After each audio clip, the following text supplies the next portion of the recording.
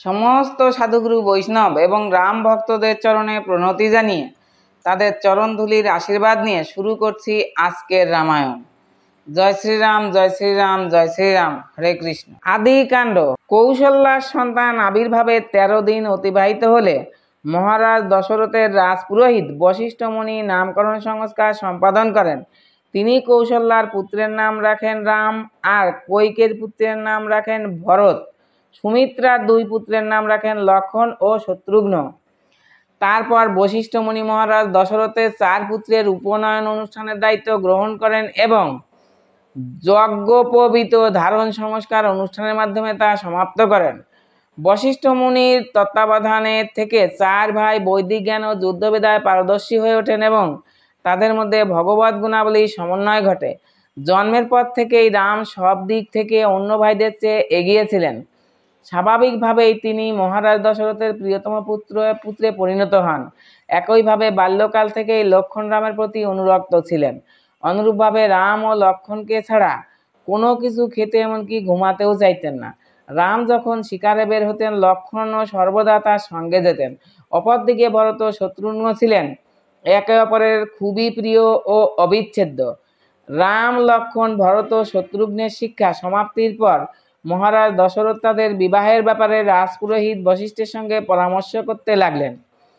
আলোচনার এক পর্যায়ে মহান ও শক্তিশালী ব্রহ্মর্ষি বিশ্বামিত্র অযোধ্যায় এসে পৌঁছলেন।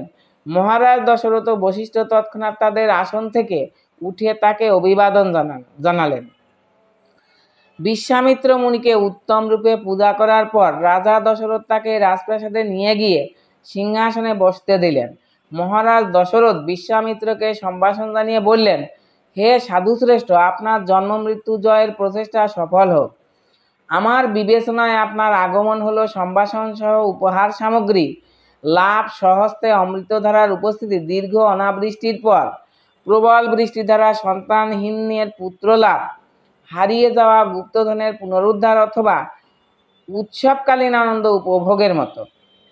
তারপর যখন বিশ্বামিত্র মহারাজ দশরথের কুশল জানতে চাইলেন তখন রাজা অত্যন্ত বিনয়ের সাথে উত্তর দিলেন, হে মহর্ষি, আপনার আগমন নিঃসন্দেহে আমার জন্য আশীর্বাদ স্বরূপ।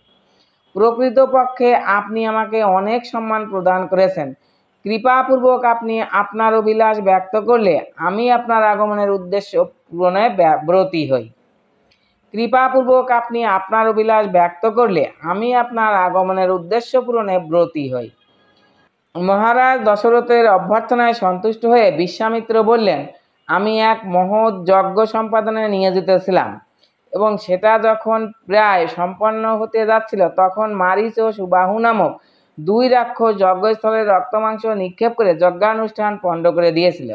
এই পাপাচারী রাক্ষসদ্বয় আমার প্রচেষ্টা ব্যর্থ করতে এমনই বদ্ধপরিকর ছিল যে বারবার তারা আমার যজ্ঞবেদীকে অপবিত্র করেছিল।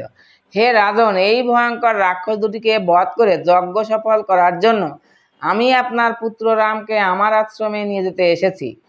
পিতৃস্নেহের বশবর্তী হয়ে আমার অনুরোধ রক্ষা করতে কৃপাপূর্বক কোনো প্রকার দ্বিধাবোধ করবেন না এবং আমি এ বিষয়ে নিশ্চিত যে রাম খুব সহজেই এই কার্য সম্পাদন করতে পারবে। আপনার মহত্বের ফলস্বরূপ আমি আপনাকে আশীর্বাদ পুষ্ট করব, তাই দয়া করে 10 দিনের জন্য রামকে নিয়ে যেতে অনুমতি প্রদান করুন। আর আপনাকে নিশ্চিত করছি যে রাম নিরাপদেই ফিরে আসবে। বিশ্বামিত্রের কথা যেন মহারাজ দশরথের হৃদয় গভীরভাবে বিদ্ধ করল। তার সমগ্র শরীর কাঁপতে লাগল। ঋষি বিশ্বামিত্র নিস্তব্ধ হলেন। মহারাজ দশরথের পর সংজ্ঞা হারিয়ে সিংহাসন থেকে পড়ে গেলেন। কয়েক মুহূর্ত পর তিনি সংজ্ঞা ফিরে পেলেন, কিন্তু রামকে হারানোর কথা ভাবতেই দ্বিতীয়বার সংজ্ঞা হারিয়ে মেঝেতে পড়ে গেলেন। ঘণ্টাখানেক পর রাজা পুনরায় চেতনা ফিরে পেলেন। বিশ্বামিত্রকে সামনে দেখতে পেয়ে তাকে মিনতি করে বললেন, হে সাধুশ্রেষ্ঠ এবং সকলের শুভাকাঙ্ক্ষী, আমার প্রিয় পুত্রের বয়স মাত্র 16 বছর। সে এমনকি সামরিক শিক্ষাও সমাপ্ত করেনি এবং কখনোই যুদ্ধক্ষেত্রে প্রবেশ করেনি। দয়া করে আমার অনভিজ্ঞ পুত্রকে চাইবেন না। তার পরিবর্তে রাক্ষসদের বধ করার জন্য এক অক্ষৌহিণী সৈন্যসহ আমাকে আপনার সঙ্গে নিন। যাই হোক, যদি আপনি এতে সম্মত না হন, রাম অবশ্যই যাবে, তবে তার সাথে আমাকে এবং আমার সৈন্যবাহিনীকেও নিন। রাম ছাড়া আমি বাঁচতে পারবো না। দয়া করে আমাকে বলুন এই রাক্ষস দুটি কে এবং তারা কতটা শক্তিসম্পন্ন। বিশ্বামিত্র বললেন, এই রাক্ষস রাজের নাম রাবণ এবং সে এখন পৃথিবী জুড়ে নিষ্ঠুর আচরণ করছে। সে ব্যক্তিগতভাবে কোনো যজ্ঞে বিঘ্ন না ঘটালেও এই দুই শক্তিশালী রাক্ষস মারিচ ও সুবাহুকে যজ্ঞের অনিষ্ট সাধনে নিয়োজিত রেখেছে। রাবণের নাম শুনে মহারাজ দশরথ আরও বেশি হতাশাগ্রস্ত হলেন। তিনি বললেন, রাবণের সাথে যুদ্ধ করতে কেউই সমর্থ নয়। আমার পুত্র অথবা আমার জন্য এই দুই রাক্ষস অনেক বেশি ভয়ঙ্কর। তাই হে ঋষি, আমি আপনার অনুরোধ রক্ষা করতে পারবো না। আমার পুত্রকে আপনার সঙ্গে যেতে দেওয়ার কথা আমি সত্যিই ভাবতে পারছি না। দুঃখের ভারে পাগলপ্রায় হয়ে রাজা দশরথ বিশ্বামিত্রের অনুরোধকে প্রত্যাখ্যান করে অসংলগ্নভাবে কথা বলতে লাগলেন। এভাবে ঋষি অত্যন্ত অপমানিত বোধ করে ক্রুদ্ধ হয়ে বললেন, হে মূর্খ রাজা, আপনার এরূপ ধৃষ্টতা আপনার রাজবংশ ধ্বংসেরই কারণ হবে। আমি আমার সেবা করার প্রতিশ্রুতি থেকে বিচ্যুত হয়েছি। আপনি আমার সেবা করার প্রতিশ্রুতি থেকে বিচ্যুত হয়েছেন। ব্রাহ্মণের প্রতি এইরকম আচরণের কথা রঘুবংশে আর কখনো শোনা যায়নি। তাই অতি শীঘ্রই আমি এই নিন্দনীয় স্থান পরিত্যাগ করব। হঠাৎ এভাবে বিশ্বামিত্রের ক্রোধের ফলে পৃথিবী কাঁপতে লাগলো, এমনকি স্বর্গের দেবতারা পর্যন্ত অত্যন্ত ভীত হলেন। পরিস্থিতি বিবেচনা করে বশিষ্ঠ মুনি মহারাজ দশরথের নিকট অত্যন্ত দ্রুত উপস্থিত হয়ে বললেন, হে রাজন, নীতি পরিত্যাগ করে আপনি আপনার পূর্বার্জিত সমস্ত উৎকর্ষের বিনাশ সাধন করবেন না। আপনি ঐকান্তিকভাবে প্রতিজ্ঞা করেছেন, তাই বিশ্বামিত্রের সাথে আপনার পুত্র রামকে পাঠিয়ে তার অনুরোধ রক্ষা করুন। আপনার ভয়ের কিছু আছে বলে আমার মনে হয় না। পূর্বে বিশ্বামিত্র যখন রাজা ছিলেন তখন তিনি শিবের কাছ থেকে অনেক দিব্যাস্ত্র লাভ করেন, যা দক্ষের কন্যা জয়া ও সুপ্রভা থেকে উদ্ভূত হয়েছিল।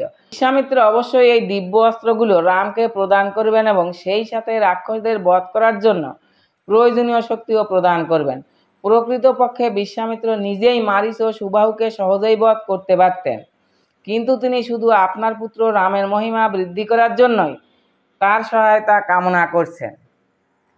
উপদেষ্টার বাক্য শ্রবণ করে মহারাজ দশরথের ভয় দূর হলো এবং পুনরায় তিনি মানসিক ভারসাম্য ফিরে পেলেন। এভাবে শান্ত হয়ে রাজা বিশ্বামিত্রের প্রস্তাবে সম্মত হলেন। মহারাজ দশরথ তারপর রামকে রাজমহলে ডেকে পাঠালেন। যেহেতু রাম ও লক্ষ্মণ দুজন ছিলেন অবিচ্ছেদ্য, তাই রামের সাথে লক্ষ্মণও পিতার সামনে এসে উপস্থিত হলেন। মহারাজ দশরথ সস্নেহে তার পুত্রদের মস্তকের ঘ্রাণ নিলেন। তারপর তারা বিদায় নিয়ে বিশ্বামিত্রের সঙ্গে চলে গেলেন।